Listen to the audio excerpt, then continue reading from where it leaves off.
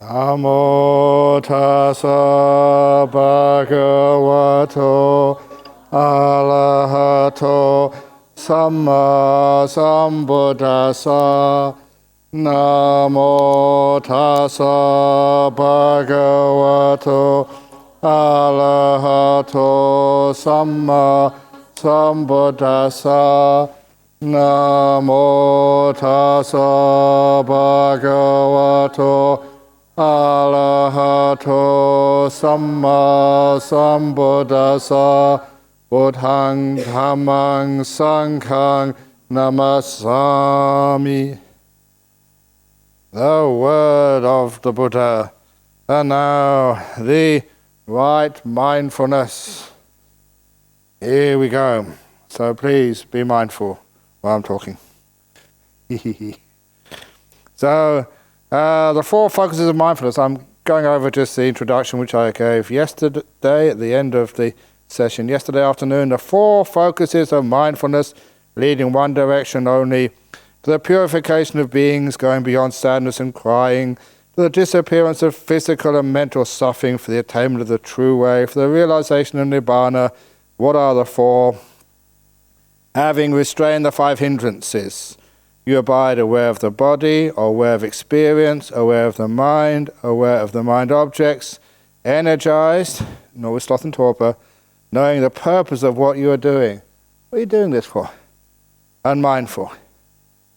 And it's important to know what you're doing and mindful, because even now that they use mindfulness in all sorts of activities, such as mindfully shooting guns. So you know the purpose of what you're doing. That is not a good thing to do. So at least you have restraining the five hindrances. It doesn't mean, there's a small point here which many of you probably have noticed. It says restraining the five hindrances. It hasn't overcome them yet.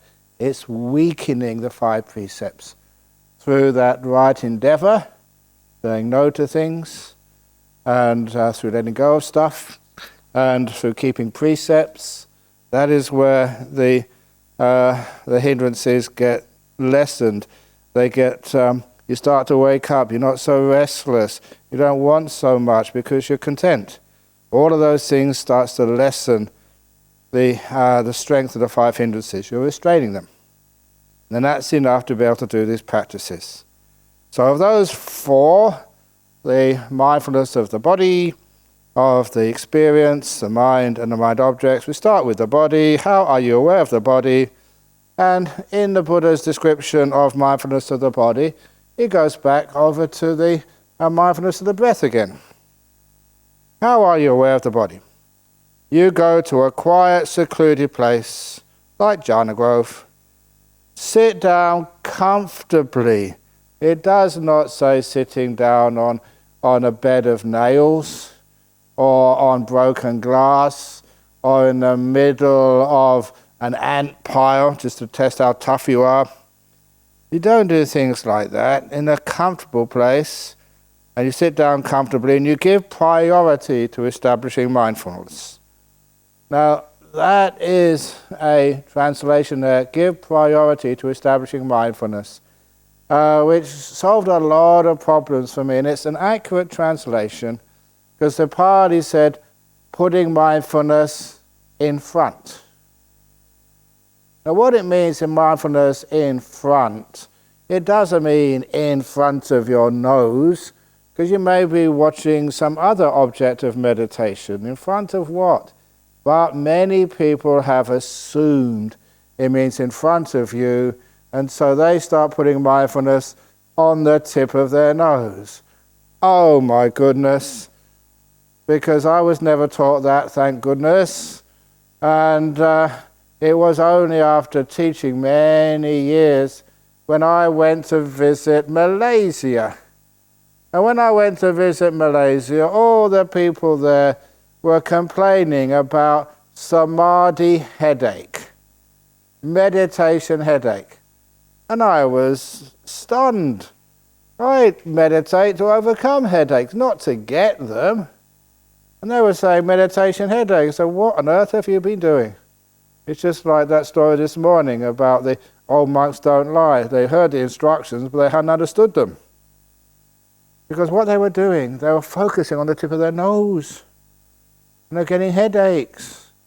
And it doesn't take long to understand why. I have to do this little demonstration every time I do a meditation retreat. I have to take off my glasses so you can see my eyes, especially my eyeballs, really clearly. I'm not going to close my eyes, but now I'm going to watch the breath at the tip of my nose. Have a look at what my eyes do when I start to watch the breath at the tip of my nose.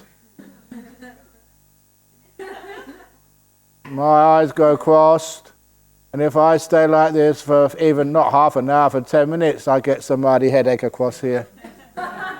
Okay, we'll do it again. Okay, I'll do it again. This is for the camera. Oh, come on, I can do this. I'm getting a mighty headache myself. This is paparazzi headache.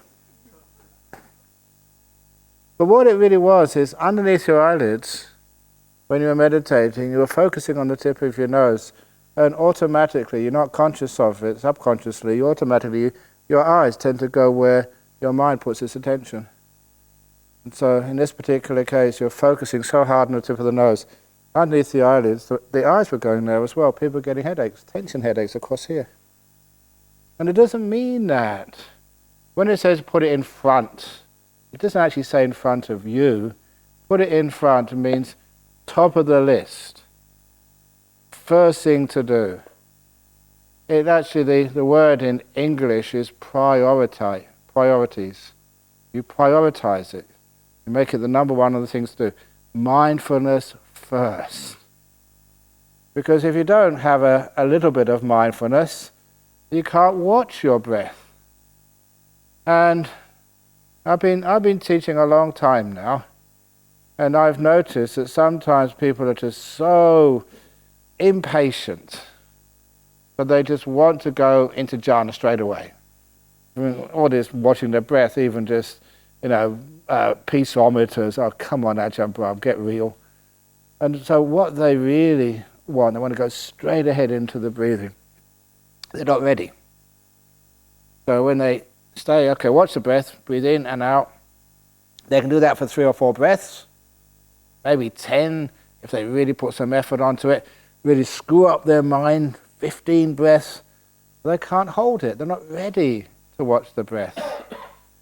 You have to do things like just sit down comfortably, secluded place, just relax, and then you establish mindfulness. When mindfulness is strong enough, then you can watch the breath, and it's no problem at all. Not just one breath, but many breaths, breath after breath after breath. Because you're peaceful, you're aware, and it's not just, any old mindfulness. It has to be strong enough mindfulness so you can actually see the breath and it interests you.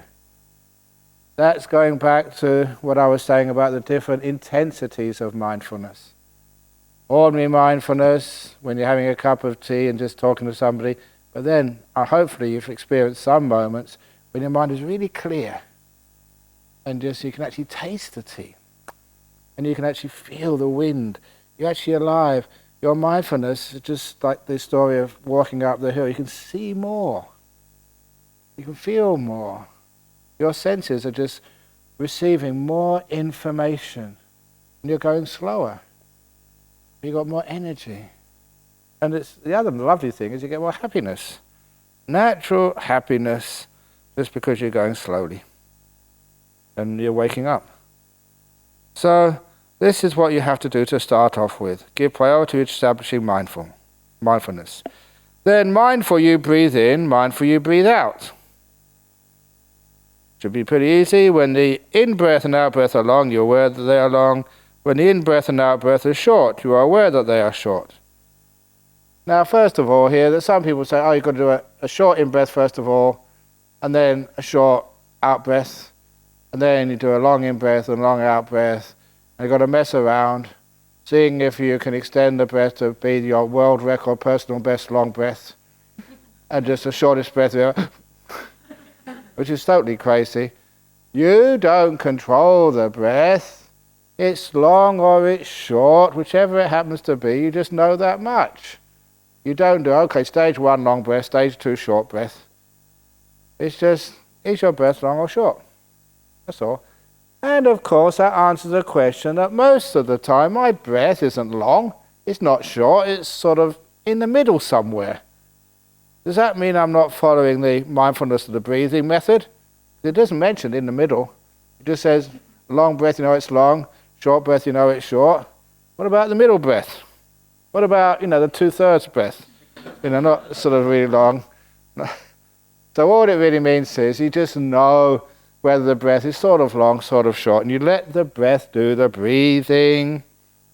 Now the next one is when you then you learn to experience the whole of the breath as you breathe in and out. And my goodness, this just starts to, a simple thing as this, starts to cause controversy. Because the word they use in Pali is called kaya. And kaya can mean many things. Simple, it's the same as the word body in English. Now, what does a body mean in English? If there are any soldiers here, it's a body of troops. If there's any lawyers, there's a body of evidence. It does mean a physical body as well, but what it means in the same in English, it means just a group, a collection of things. And just because it says the body, it doesn't mean you're aware of the body when you're doing this breath meditation, especially when it says, and that is very clear, where you experience the whole of, they call it the whole of the breath body. So if it's the whole of the body, now I ask you, can you be aware of the whole of your body now? Are you aware of your kidney? Are you aware of your what's a nice one, which is really, your left toe, nail? That's part of your body. It said, no, you can't be aware of the whole of your body. So sometimes it's totally logical. That's why they don't like people like me, too logical. So what it really means, it means the whole of the breath, from the beginning of the in-breath to the end of the in-breath. And you know this is the case because it happens naturally anyway, even if you don't decide to do anything. You're watching your breath go in and out, long or short. You just give it a bit of extra attention, something more than just in and out breath. Oh, that's a nice long breath. That's one of the reasons why that great monk Ajahn I talked about some time ago. Breathe in, sabah. Breathe out, sabah. That is the first and second stages there. Knowing the breath is an in-breath, is long or is it short. That's the same, just that little bit of an extra handle on the breath, so it makes it a little bit more interesting. Is it long, is it short? So that falls into those first two steps. And after a while, when you start watching the breath, you can see from the very beginning of an in-breath, it first starts. Feel it natural, just feel it right to the end of an in-breath. You don't expel it, it just does it itself. Then the breath goes out. You don't miss any moment of just one breath cycle. That's called the whole of the breath. Or to put it another way, I got my finger going in front of my eyes. So that's this. I've got to do it the other way around because you see things the other way around than I do because you're facing me and I'm facing my finger. So this finger is now going to go from the right to the left. And then the left to the right, opposite to me. Right to left. So I see it. It's gone to the left, so gone to your right, gone to your left. Right, left, right. I can see it passing by. See all the breaths. That's just knowing an in-breath and out-breath. The full awareness of the breath, you see it go all the way to your right. See every part of it. See it stop all the way to your left. See all the parts of it. That's focusing. So that's what it means by the full awareness of the breath. And when you do your walking meditation, it's sama. Sorry, that's Bahasa. It's really easy. That's one easy Indonesian word to understand. Sama-sama means the same. That's great. Any of you from Hong Kong, they say something you don't understand what it means. You say, oh, sama-sama. Same to you. I hope it's something nice they said. They usually is, because all the nice people come to Jhana Grove. Anyway, that's called a whole of the breath. It's number 3 of mindfulness of breathing. You learn to experience the whole of the breath as you breathe in and the whole of the breath as you breathe out. When you walk in meditation, you feel the legs start to move and go up. And every part of that movement you can feel. Then the foot goes down onto the ground. Full awareness. Every moment of it. And it's not hard. It actually gets really fascinating, enjoyable. I hope you've been walking meditation and feel that it's so wonderful. Just watching your feet move. You're focused, you're inside, you're comfortable, no one's distracting you, and you don't force the walking, you just observe it. It comes in, and it's amazing just how many muscles in your leg have to move just to get one step. It's one of the most complicated actions. That's one of the reasons why, in artificial intelligence and robots, that's one of the hardest things for people to actually get a robot to walk.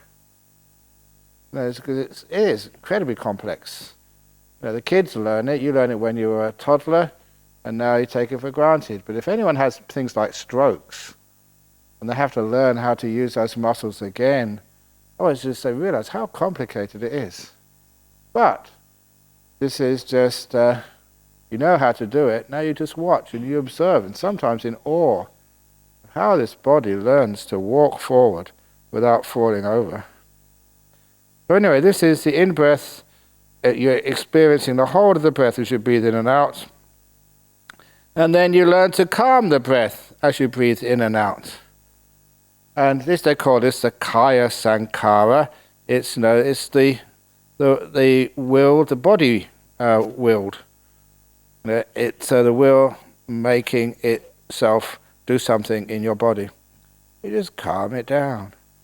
And it happens very naturally anyway. The breath calms down.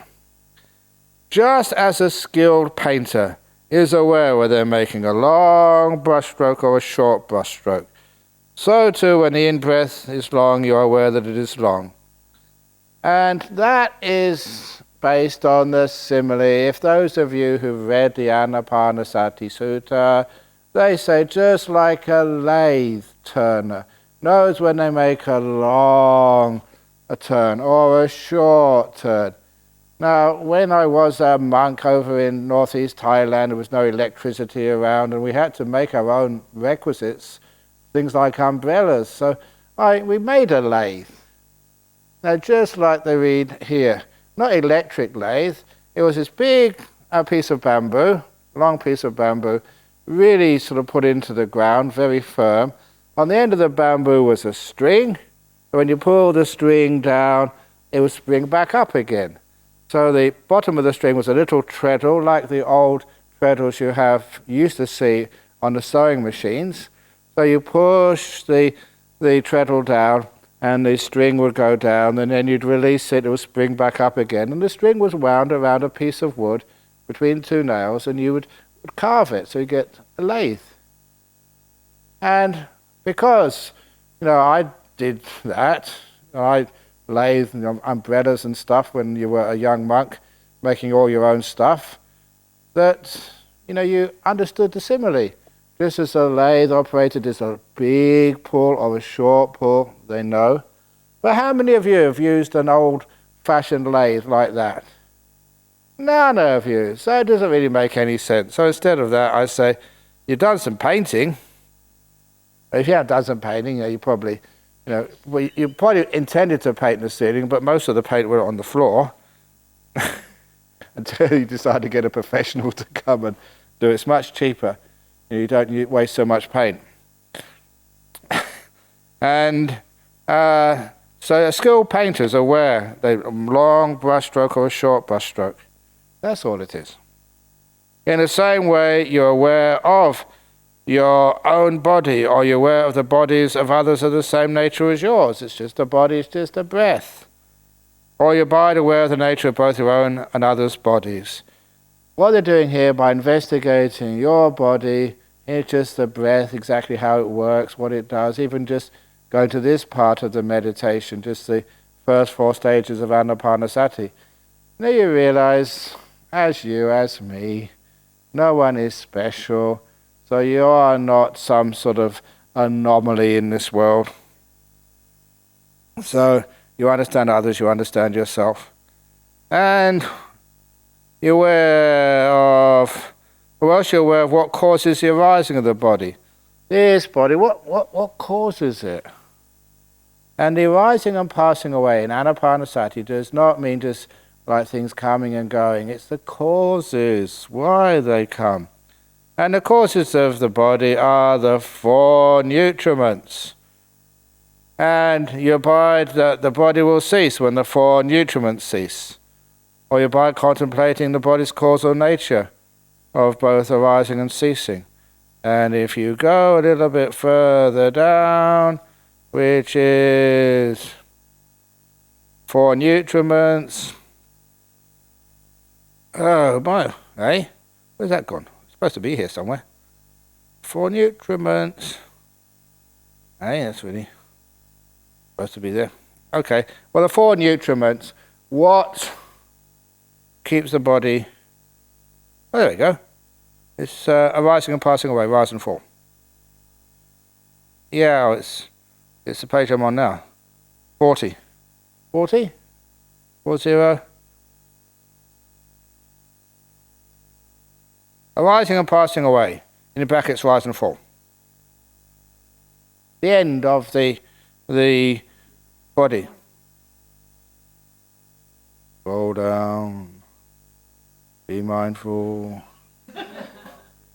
Where it says arising and passing away, and in brackets, rise and fall. But that one, it doesn't matter, I'll just read it out. The 4 nutriments is the origination and continuance of this body. With the cessation of the 4 nutriments, the body ceases. And the 4 nutriments are... Doesn't matter, it's okay. Because it's only very brief. The food. Obviously you need food to keep going. You need 6 sense contacts. In other words, experience, will, and consciousnesses to keep this body going.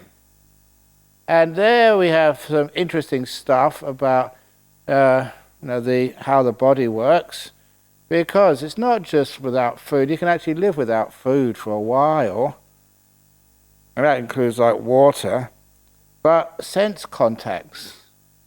Because if ever you've been in a hospital and somebody's got in a coma or in a or they look like they're dead, they're not responding, and a lot of times people, like I was going to say, having had a stroke, sometimes you look at them and they can't respond. But unless you stimulate their senses, in other words, talking to them, sort of holding their hands, stroking them, some stimulation is necessary, otherwise they just die. And this is actually where the sense contact is one of the fuels for this body to survive. So if a person is, in a coma, and that, they're in that state when they can't respond back, they can't move any part of their body, let alone form speech, but they can feel and hear and see. You have to stimulate them. Tell them the latest news. Just hold their hand. Just anything, give them a foot massage. Anything which stimulates their senses. Because without that sensory stimulation and contact, they die. It's a food for the brain. And of course there's the will. And I think you all know of cases where people have, I've had this myself many times, go to see somebody who's really sick and dying, and then you go into their room and they just do something and then they die afterwards. As if they're waiting for all of their friends and relations and loved ones to come. And they keep on waiting, and then you may come over from Hong Kong to Perth to see poor old Ajahn Brahm on his last legs. I said, at last you come, and then I go. So that's an exaggeration, but you've seen that happen many times. People will themselves to keep living until the things are just finished. But sometimes people give up the will to live. Because for some people that somebody close to them dies, and they just die pretty shortly afterwards. I was talking about it to someone recently. There was a case in an old people's home. Two man and woman been married for about 70, 80 years, and a long time, and they were so inseparable that they were adjacent rooms in the old people's home, and sometimes they would just move in together, and that they found both of them dead together, laying next to each other, both dead. Natural causes. Now one of them died, and the other one next to them died about an hour later. No sort of unnatural causes. Forget who died first, but one of them died, and the other one, obviously felt that their partner had died and just let go and died with them. Excuse me, I'm just dying.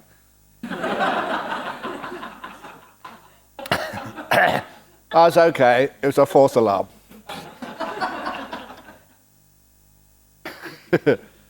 But this is just how it happens. So the will is important. It can keep you going for a few more days, or you can just give up and it just goes. And the last day is consciousness. You need some consciousness inside of you.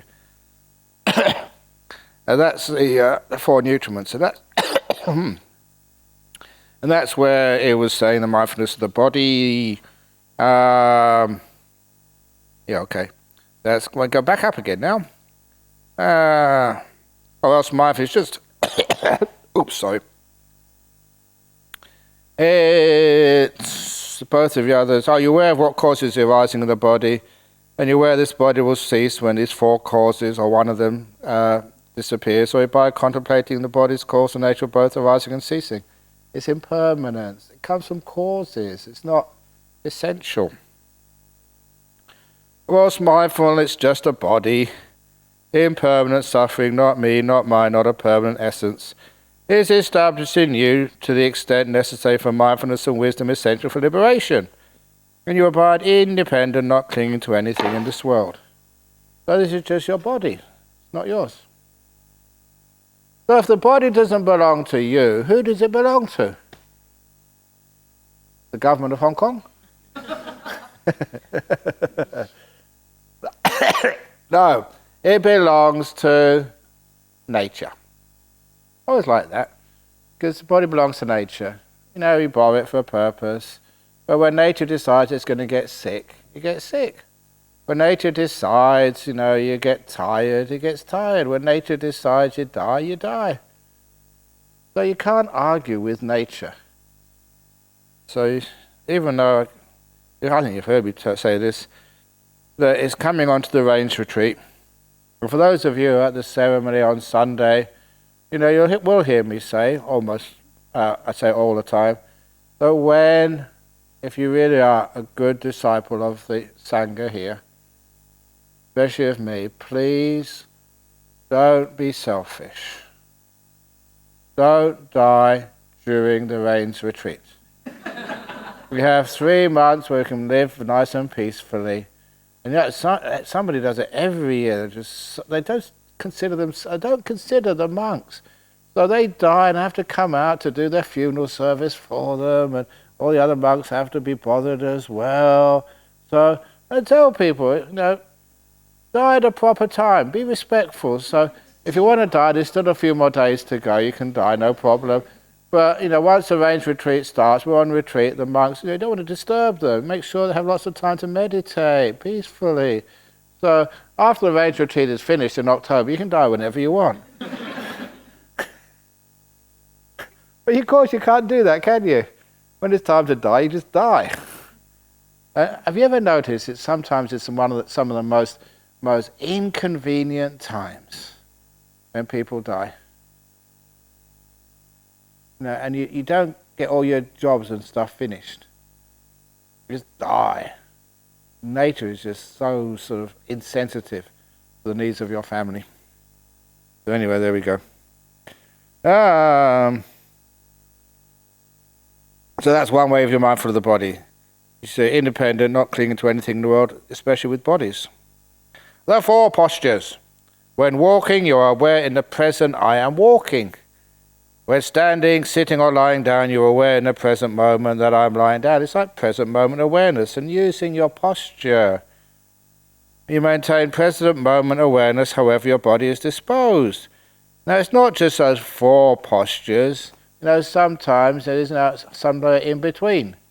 Such as you're laying back against the wall. Are you sitting or are you lying down? You're practicing middle way. It's somewhere in between. So it's not just 4 postures. Anything in between is fine too. And this way you are aware of your own body, bodies of others, the same nature of yours.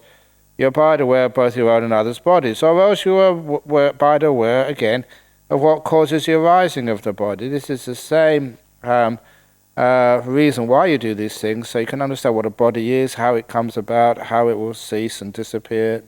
Nothing to do with you, it's just mindfulness is the body, impermanent suffering, and not me, not mine, not a permanent essence. That's established as impermanent. It's a pain. That comes up later on when we talk about the deep samadhis. The body's always an ache. There's always something itching or aching or thirsty or hungry. You want to go to the toilet.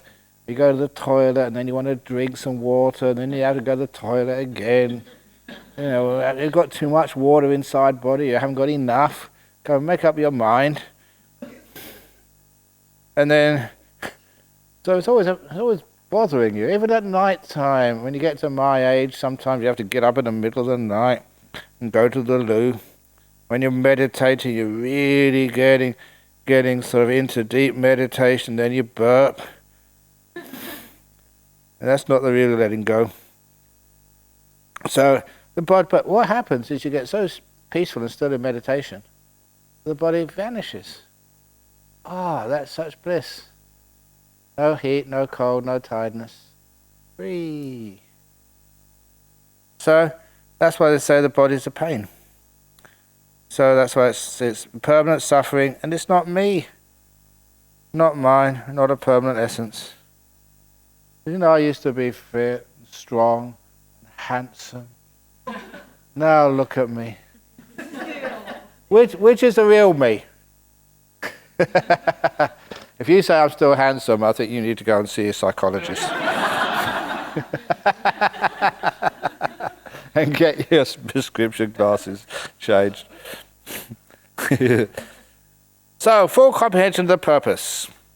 You act in full comprehension of the purpose when going forward and returning. And this is an interesting part of mindfulness. It's not just being aware. It's, what's the purpose of this? Why are you talking? Why are you eating? Why are you sleeping? And why are you just having a glass of water? Why are you sitting on the toilet? And so what's the purpose of this? And it's amazing, when you understand the purpose of what you're doing, you become far more efficient. If the purpose of going onto a toilet is, to just evacuate whatever you need to evacuate, you don't force it. You just, relax. And let things go with the flow. Instead of forcing things. Now even going to the toilet, okay, it's a bit gross, but it is true that you can see a person's nature. How they go to the loo is very often how they live their life. I want it out now. Busy person. I've got a talk to come to. Come on. And then you end up with hemorrhoids. Or, you try and control things. You can't control these things. It's nature. Body belongs to nature. So let nature look after it. So that means that, you understand the purpose of this and what you're walking for. And sometimes you're walking for walking meditation, being mindful. Sometimes you're walking for some exercise and just get the body sort of going. What are you doing it for? And that means that full comprehension when going forward, returning, when looking ahead, looking away, when flexing, extending your limbs, when wearing your clothes and carrying things, you're acting full comprehension of the purpose of eating. Well, what do you eat for? Is it for fun? Is it because it's a really good cook, in this place? But even if there is, it doesn't matter how much a good cook it is. If you eat too much, it doesn't taste good. The taste tends to sort of fade after a while. And also, the feeling in the tummy starts to get worse after a while, eating too much. So the purpose of eating, enjoying the food is important, as I mentioned earlier, that you have to enjoy the food, otherwise you just don't digest it. Because what this one monk did over in this monastery in the north of England, and he decided for the rains retreat, let's be tough and simple, really frugal, real monks. They had a bucket, these 10 litre, 11 litre buckets, used for washing stuff. A 10 litre bucket, and whatever food was left over from today, he'd put into the bucket and put in the refrigerator. The following morning, he'd take the bucket out of leftovers, warm it up, and then whatever else food was offered or cooked that day went in top of the bucket, had this big spoon, stirred it all up, and then passed it down the line. People could have as much as they want, and what was left over went in the refrigerator for the next day. I mean, that's really fruit, but it all gets mixed up inside anyway, mixing up outside, and that means that nothing was lost. Everything, they didn't have to worry about, all of the stuff having to be sent to the tip or be composted, because the best compost bin is, your tummy. So he did that for 3 months. Imagine that every day, the bucket comes down the line, stirred all up, you've got today's food, a tiny little bit going today, and what was yesterday, you can still remember that. And you have as much as you want in your bowl, and you eat that. Only one meal a day in that monastery. You know what happened after the retreat was finished? Half the monks disrobed, the other ones left. They had enough.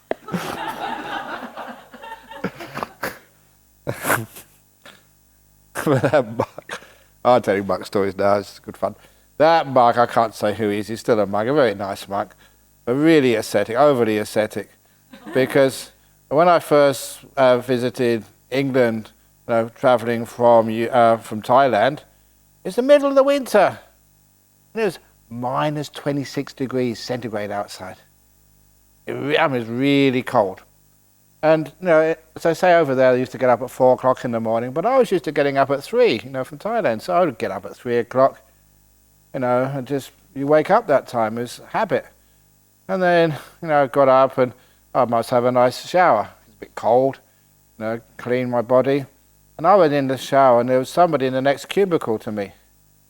And as they were in the shower next cubicle, they started singing. That's what it sounded like. And making a really weird noise. And I was really never heard anything like that. I thought they'd do some chant or some magic incantation. And then, when we came out, I was drying myself and saw it was this monk. Is that you in there? There was only other person in there, in the shower cubicles. And he said, yeah. He said, you were singing. He said, no, I wasn't singing. I determined to have cold showers. That's what happens, you have cold showers. He was really overly ascetic, that monk, but very good fun. Nice guy. Where are we? So the full awareness of the purpose. You're in the shower not to freeze yourself, but it's there to clean your body. And so full comprehension when eating, drinking, defecating, urinating, walking, standing, sitting, sleeping, being awake, talking, and keeping silent. Now why do you keep silent? Anyone keep silent? No, you keep silent a lot of the time. You're very good. But why are you doing it? Why are you talking? So you've full awareness. And the talking is sometimes, I shouldn't say this, but it's necessary. A little bit of bonding, a bit of kindness, and a little bit of joy coming up. Because you go on some retreats and no one talks at all. Absolutely no talking. And it's like being at school or being in a prison or being in a military camp. And people are quiet, but they're so tense. And there's no joy in it at all. And sometimes you look at someone and you don't smile. And you try to smile. Bad. Stop smiling. This is a serious retreat. No, I'm not going to do it with your camera. Talking has a purpose. Keeping silent has a purpose. Know the right time. Because there was a time when there's a group of monks in the rains retreat. They made a vow that they're not going to speak at all. Vow of silence. And the lay people, they've come to the temple, looking for some answers to problems, meditation instructions to talk. And they never got anything. The monks were silent. So they complained to the Buddha, and the Buddha made it a rule. You can't keep a vow of silence for such a long time. You have your duties, responsibilities. That's not noble silence, that's stupid silence. It's best, to just restrain the speech, not speak too much, but not just not speak at all. So anyway, that's the active purpose. Understand what these things are for. In this way, you're aware of your own body, bodies of others, the same nature as yours, or you abide aware of both your own and others' bodies, or you else abide aware of what causes the arising of the body, the four nutriments. The body will cease when the nutriments run out. And you abide contemplating the body's cause and nature of both arising and ceasing, or mindful, it's just a body, that's all. Impermanent suffering, not me, not mine, and a permanent essence, is established in you to the extent necessary for mindfulness and wisdom, essential for liberation, and you abide independent, not clinging to anything in the world. That is another way you are mindful of the body, or the bodily parts. You review your body from head to toe, bounded by skin, as made up of many kinds of parts, blood and bones, tissues and organs, and sometimes you go through the whole list. I don't know why monks want to go through this list, and they especially stop when you get to things like snot, oil of the joints. There's something sickening, quite frankly. So blood and bones, tissues and organs, just as though there were a shopping bag with many kind of groceries, such as bread and potatoes, fruit and vegetables. And they say in the original simile, just like a bag with many types of rice. And of course that would work in India and Thailand, but it don't work at all in Australia, when people don't just eat different types of rice, they eat bread, potatoes, fruit and vegetables. So just as though there were a full shopping bag with many kinds of groceries such as bread, potato, fruit and vegetables, so too you review the same body is full of many parts. Thus, in this body there are hairs, bones, shit and urine. I just put those last two in there to wake people up. That is another way that you are mindful of the body. Or elements. You review your body by way of elements. Thus, in this body there are the earth element, water, fire and air element. That's another way you are mindful of the body. The 9 charnel ground contemplations. And again, some people really get into this, some weird stuff, I don't know why. But we would go to the the autopsy room in Siri Hospital. Did I tell you about the autopsy room the first night? It was really good in those days. There, 40 years ago, that monks, we could go anywhere. And so even though there's a big sign, only sort of officials allowed, but monks, we could walk into the autopsy rooms and see bodies taken apart. And this, I would never forget this. I went into the autopsy room, the lecture theatre first of all, and there was an autopsy coming in maybe half an hour. I was there early, and I was just, got a nice seat, and I looked up in the high, the windows, just like here, but the windows had a windowsill, and the bleachers, the graded seating, so the students could observe the autopsy, went up. And I looked, and that's not a flower pot up there. And I looked, and it was like a plate with a human head on it. And I thought, this must be a fake. But I went there and picked it up. It was actually a real one. It was something like out of a monster movie. But instead of having a flower pot, in the sunshine as decoration, they put a human head on there. That was really weird. It's just a head, that's all. They didn't need it anymore. Just a spare one. I think it was a warning in case any of the students talked back at the doctor, the coroner. So anyway, so you see a body thrown aside in the charnel ground, up to 3 days old, bloated, livid, and oozing matter. You reflect that your bodies are the same nature. It may become like that. Or just the body in various parts of decay. But it's very hard to see a real body, which hasn't been nothing done with it these days. Although somebody said there is, because I went past a TV in where was it? But anyway, they have, is it National Crime Scene Investigations or something? Where apparently it's really popular. Many TV shows, because there's a few people get inspired to become forensic scientists. When they find a dead body somewhere, and then the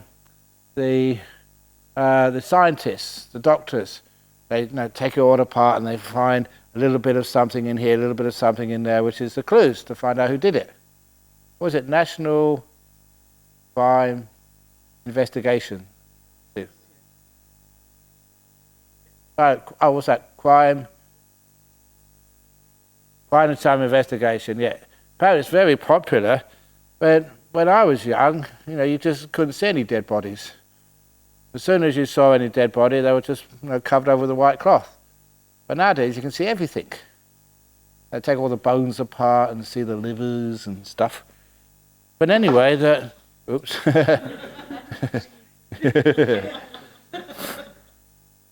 But that was actually just to try and find out that these are the same as you. They were just bodies. I still remember the open cremations we used to do, and sometimes some visitors, especially people like doing voluntary service overseas or the Peace Corps. I remember several come up and touch the body, and they never touched a dead body before. And it was really a wonderful experience. Scary. Come and touch it. You feel it. It's a dead body, it's cold. And especially if it's someone of your age. And that's really, and your gender, that really sort of hits home hard. You see someone exactly the same age as you, and the same gender, and you look at them and they're dead there, and you can feel them and touch them. And it brings it home to you. That could be you. So what that does, it's this way you're aware of your own body, you're aware the bodies of others are the same nature as yours, or you're aware of both your own and others' bodies. Or else you abide aware of what causes the rising of the body. You're aware that the body is the nature to cease, or you abide contemplating the body's causal nature and ceasing nature. Or else mindful, it's just a body, it's your vehicle for this life, you look after it. But you realise in the end, nature's going to take it back. Impermanent suffering are not me, not mine, not a permanent essence. I used to have, I remember when I was a kid, you had these lakes, these boating lakes. and you pay some money, you hire the boat for an hour, and you had the signs on the boat. Now, number 22, your time is up, come in. They still have those? Some of you remember them? Yeah, because anyway, there was this lake would have these boating for recreation, and the operator was shouting out, boat number 99, come in, your time is up. And it didn't come in, so shouted even louder, boat number 99, your time is up, it's time to come in. Still didn't do anything. And then the owner said, we don't have a number 99, we only have up to 70 boats.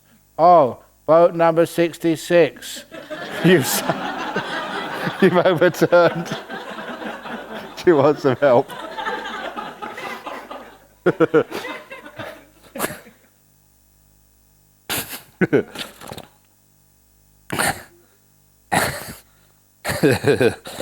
Oh, else what am I doing here? Oh yeah, the bones and stuff.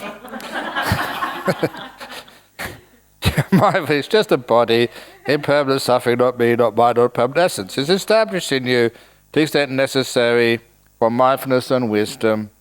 Essential for liberation. You abide independent, not clinging to anything in the world. That's another way you are mindful of the body. Where mindfulness, benefits of mindfulness of the body. This is cool. When mindfulness of the body has been repeatedly practiced and developed, these 10 benefits may be expected. You overcome delight and discontent. Body doesn't feel such good today, but it's only a body. Doesn't matter. Offense is just body. Don't worry too much about it. Fix itself. You overcome fear and dread, especially about being attacked or being injured, or when the doctor comes and says, this is going to hurt. If there's any doctors or nurses, don't ever say that, please. Has that happened to you? I remember just stepping on a nail, a rusty nail too, in Thailand, and went halfway through my foot. It didn't hurt. I just went through. I thought, oh, okay, take it out. And then the monk with me, he said, oh, that's terrible. And as soon as he said that, it really hurt. If he'd have kept his mouth shut, I'd have been fine. Has that happened to you? That's happened to me. It's just weird. But anyway, this you overcome fear and dread. You bear cold and heat, hunger and thirst, and contact with flies, mosquitoes, ticks, wind, the sun, and creeping things. You enjoy unwelcome not just scary things which are danger to your health, but also enjoy unwelcome words and arisen bodily feelings that are painful and menacing to it. That is where Ajahn Chah would come along and say, don't worry, you'll either get better or you'll die. It's not going to last. You don't have to worry about anything. Your experience now, this is, you have a natural endurance, it's just body stuff. It's to be expected with the body. Number 4. You experience whenever needed, without difficulty, the 4 jhanas that constitute the higher mind and provide a pleasant abiding in this very life. Somebody think, wow, that's a big thing. Straight away from just having endurance, we're actually getting the jhanas. You know why? It's because you're not so interested in the body. You can let it go. You're not afraid to let it go. You're just sitting here. It starts to disappear. Oh, you look after yourself. Many of you, when you meditate, you get to whatever stage you've got to before, and then, I can't let go. Why? It's because your 5 senses have to disappear, and the 5 senses are what guards the body. It's like letting all your guards down. When you don't hear anything, someone could come up and they could throttle you. You can't see anything, you can't feel the body. Oh, it might be a snake coming to wrap its around me. And when I wake up, a big python, I'm inside its tummy. I didn't feel anything. But those things don't happen. So when you can understand the nature of the body and its 5 senses, it's easy to let them go. So you get the 4 jhanas. Now, even more interesting stuff. You wield the various kind of supernormal power. Having been one, you can become many. So imagine how many jobs you can do at the same time. And you can get a salary for each. You can imagine the tax office figuring out, how to charge you taxes.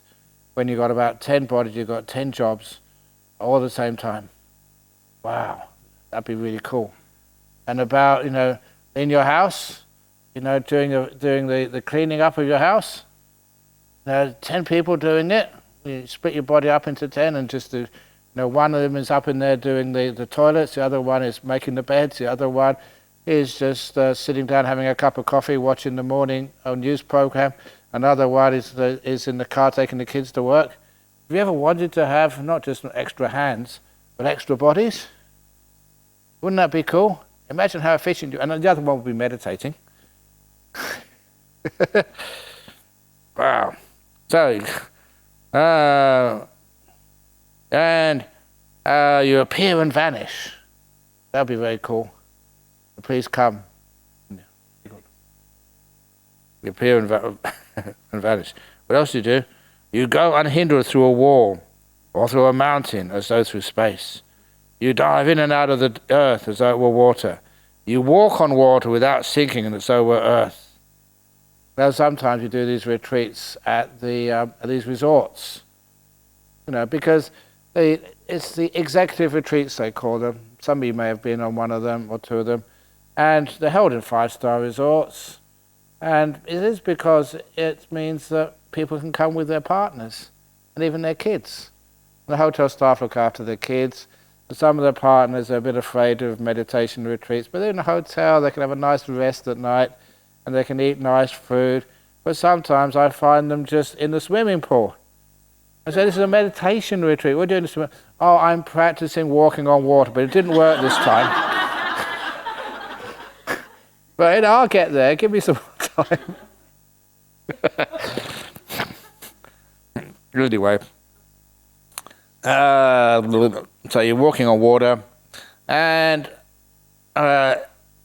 without sickness, with earth, on earth, seated cross-legged, you travel in space like a bird, and you wield body mastery as far as the Brahma world, flying through the air.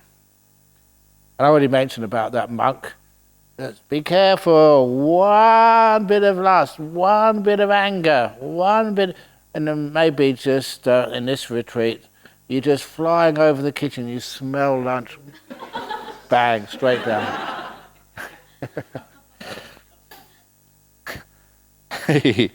And that's the 5th, psychic powers.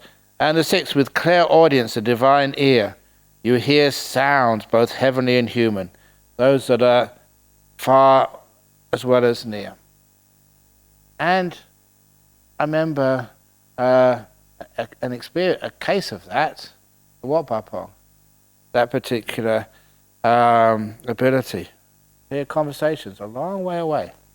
Because there was this monk, I first went to Wat Pah Pong, and he'd claimed that he could hear people talking 6 or 7 miles away. He had a really good meditation. And of course, that was, you can't just, are you imagining this? Are you boasting? So the monks had to just investigate it, test him out. And it was true. They'd have a conversation in the marketplace, about 6 kilometers from the monastery, and he would report exactly what was said. Now imagine if the CIA could get hold of someone like that. You wouldn't have to, Mr. Putin and Mr. Trump, just talking to one another, they'd be able to hear exactly what was being said, even behind closed doors. Imagine the intelligence value of someone who could do that. Private investigators, they'd just be somewhere in the hotel and you can find out what your husband was doing while you're here in this retreat. I've got a really weird mind. But anyway, this monk could do that. But what happened next was interesting. Because when people start to develop these psychic powers, if they're not careful, they get into pride and arrogance. And that's what happened with this monk. That one day, I'd only just arrived, so I didn't know too much what was going on. But one day, he was obviously very skilled in meditation, started developing this psychic power. And in the morning, he sat on Ajahn Chah's seat. And, as if he was better than Ajahn Chah. And Ajahn Chah was very skillful with these things. He took him aside, talked to him. And the next morning, there was about 50 or 60 monks in that monastery at that time. And that monk, he bowed to every one of them to ask forgiveness. The most junior monks he would bow to. And then he disappeared. He went. Never saw him again. He obviously still had those powers, but he realized the arrogance, the conceit, the pride which comes with powers. You really have to look out for that one. It destroys people. So that's why we always keep it quiet. And you can read the mind of other persons, having encompassed them with your mind, especially whether the mind is affected by one of the 5 hindrances or whether it's experiencing jhana. You can read people's minds, but you don't need to be afraid because people who develop those abilities are usually very virtuous, and it is like just reading people's private mail or hacking into their computers. Even if you could, it's an immoral, unethical thing to do. So, good monks, good nuns, good people who can do these things, they would resist that. And you can recollect your past lives, even up to 100,000 births, and many eons of expanding universe, and many eons of decaying universes. There was so named of such a family, such an appearance, such was my food, my experience of pleasure and pain, such my lifetime, and passing away from there I reappeared in this other place, and there too I was so named. As such a family, such my lifetime, and passing away from there I reappeared here. And that's my lifetime. That's with the aspects and particulars you recollect many of your past lives. And that's a really interesting thing these days, because many people can do that. When they remember their past lives, they check it out. I already mentioned a couple of people who can remember their past lives, and they go to those places and the names are there, and there's no way in the world that they could have just guessed that. And it's really quite convincing, especially if you do it, find out who you were before. So they have the old regression therapy. If it's meditation, you get into a deep state of meditation. When your mindfulness is really strong, you're bright, no hindrances, you can't see any hindrances, you're just so blissful, poised. You know that's happening, you can see the floor there and it's incredibly beautiful. That type of mind, peaceful, poised, not restless, hardly any thought in the mind at all, a lot of joy. And then you just ask yourself, what's my earliest memory? If it comes up immediately. And you don't force it. It's just the mind. It's just like the well-trained little dog. Go get the paper. Woof, woof, woof. It goes and gets the paper, brings it back. Woof, woof, woof. And that's like the mind when it's very, very peaceful and very powerful. So you can ask, what's my earliest memory? If any of you try that, that when you get some memory back, it's always really clear. And the strange thing is, the difference between hypnotic regression and through meditation. Meditation is much harder to get to that state, but it's also far clearer. It always comes with the knowledge that this is true. If you have an experience like that, you know it's true. You can't. It's weird, but you've got absolutely no doubt at all. That was you. That was strange. But anyway, then you go and check it out. What was your name? Where do you live? Who was your mum and dad? Whatever. When you actually get all that information, you go and check it. Because now many people just have their birth records, their death records, their marriage records, their work records. Maybe 100 years ago, live village life, not so organized, no computer databases, You wouldn't know if that was true or not. But now there's so much information held about you, and held about your parents, your grandparents, what they did, where they did, and there's many records. It's wonderful if you can actually find those records. And so you see the reincarnation, rebirth.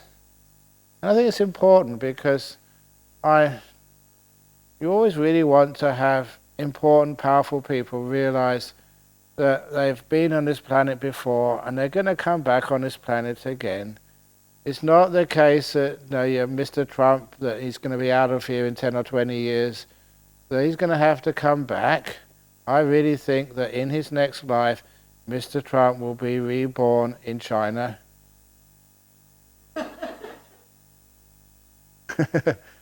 It's something, sometimes there's some sort of like, a Tony Blair will be reborn in Iraq. Or whatever. There's some sort of like justice somewhere. So you have to find out just what it was like. And you have to take consequences of your actions. So it's not as if that, you're immune. So anyway, you also see like karma. You see beings passing away and reappearing, inferior, superior, fair and ugly, fortunate, unfortunate. One understands how beings are reborn according to their karma. See the ghosts and the devas coming and going.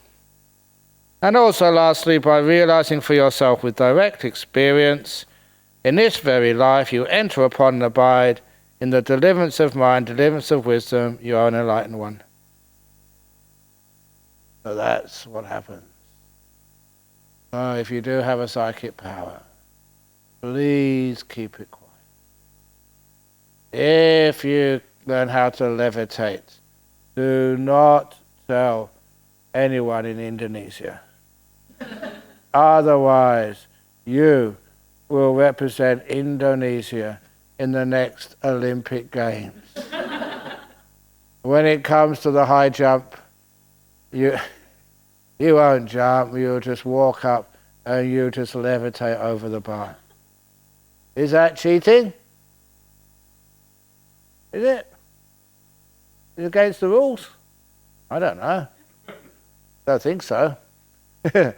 If you're a guy and you want to help Indonesia win the World Cup next time, imagine just how you can jump higher than everyone else to head the ball down with your powers. Is that cheating? I reckon so. So anyway, so don't tell anybody. Keep it quiet. But those things, they do exist. Okay. And just one last psychic power. You want a nice psychic power story? No, we won't do psychic. Okay, because some of you, I've told this story before. There's an Indonesian monk. Remember, what was his name again? Sudama, yeah. Yeah, Sudama, yeah. Yeah. Oh, yeah, no, he's passed away now. That's one of the reasons why I say that. That he is, because it's really not right to actually let people know about psychic powers when they're still alive. But this monk, he was Sudama, and I met him, talked to him, and he started off, he wanted to be like a rishi, like a hermit, and just over in the jungles of Java. This was obviously some years ago. And so he just, by himself, he went off into the jungles and just found a nice quiet place and just meditated, sat down in the middle of the jungle. And he said, the story, his English wasn't bad, but this way he used some words, you had to interpret them. And I'll say exactly what he said, but it made a lot of sense to me, exactly what happened. Because he said he was sitting in the jungle, sitting down, no long way away from anywhere. And he sort of gone inside, and he saw a star. He said a star came right towards him. And he said he married that star. And the way he said it, like married it, like, he united with it. And like in marriage, instead of going right inside of it. and blissed out for a long time. When he came out afterwards and opened his eyes, that the forest had changed. It had been damaged. It was not the same, not as pristine as when we entered the meditation. So, he got up and went to the village, and they were surprised that, he was alive, because there had been a huge flood there. And where he was sitting was a couple of meters or 3 meters, 10 meters, I don't know, but very submerged for days. But, in the deep meditations, the jhanas, you're invulnerable. Nothing can harm you. Literally, it's weird stuff, but this is what happens. And so that, that was almost confirming that I was in a very deep state of meditation for days. And from there he ordained as a bhikkhu in Theravada tradition, and I saw him at Wat Bhawan, where many of the, Venerable Sri Panyawara, all the Theravada Sangha Theravada Indonesia, that was Wat Bhawan was where they do their ordinations, or where they used to do their ordinations. And so he was there, and I met him there, very powerful monk. Well, there was one of my associates, friends, it was a trusted friend. She was a Thai princess, but she went to school in England, she was Chelsea Art School, and so, I didn't see this myself, but I've got no doubt at all it happened. That, she was doing some meditation in Wat Bhawan. Every Saturday afternoon, this monk was holding a class. It also tells a story about what happens if people see psychic powers. It scares the life out of them. And so she was meditating very peacefully, and then she felt there's something happening, something wrong. So, she took a peek, opened her eyes, and she saw from this monk rays of light. With the eyes, it wasn't sort of fake, really clearly rays of light going from his eyes into the body of one of the meditators. The monk with laser eyes. This is not Hollywood, not special effect. This was real, actually happening. And instead of being inspired, she got up and left, never went back again. Scary. And if you see things like that, they say, "Oh, please don't show. I won't be scared." Yes, you will. Anything which is a bit weird and powerful, woo. So the monk with laser eyes. So this, every now and again you see some weird stuff. But, try and keep it quiet until the person is done. Okay, one more. This monk is still alive. But I won't tell you who it is. It's a crazy story. But anyway, I'll tell you, he's a Thai monk. Forest monk, but for some reason he's not really that famous. Should be. I think it's because many of the monks, we keep his identity quiet. But he would, I think the first time, or there's a couple of times, okay, this time he was visiting one of the monks over in California. And when he came out, San Francisco Airport, International Airport, this was after 9/11, Homeland Security, really tough, looking at everybody. And so he came through the customs and the immigration. And this monk is a Western monk, a good friend. This Western monk, his bag, that little shoulder bag the monks have, the zip, had caught. He couldn't open it. And so, he was trying to open the zip, and this Thai monk just came out from the inside area, just arrived, and he took one look at this monk's bag and said, "Oh, I can help that." And he opened up his robe and took out a pair of pliers and a screwdriver. And the monk said, where did you get that? He said, "Oh, I always carry it around." "You carry it around on the aircraft?" "Oh, yeah." And opened up his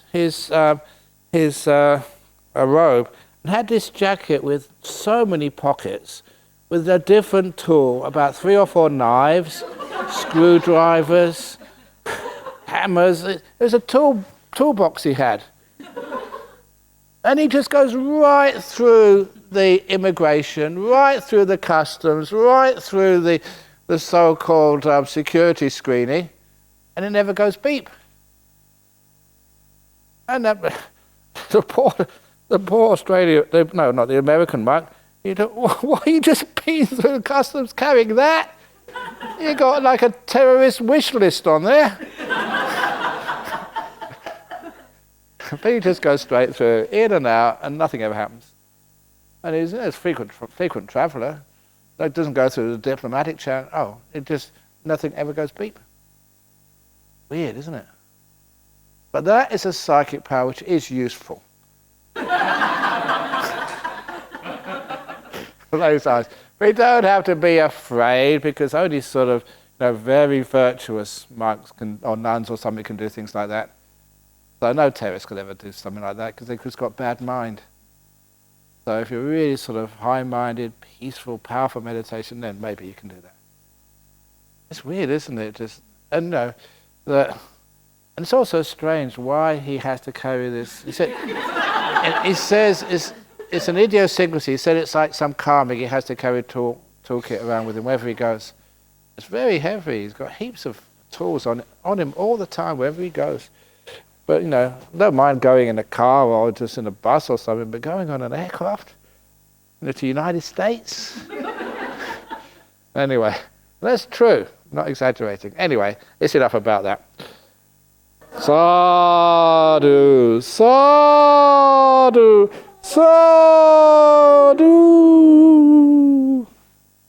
Now, when I was going through the customs in the United States, they looked at me and they said, because they didn't know what a monk was, and they said, "Sir, is that a suicide belt under there?" And I said, "No, it's not a suicide belt, it's only fat." And he said, "Same thing."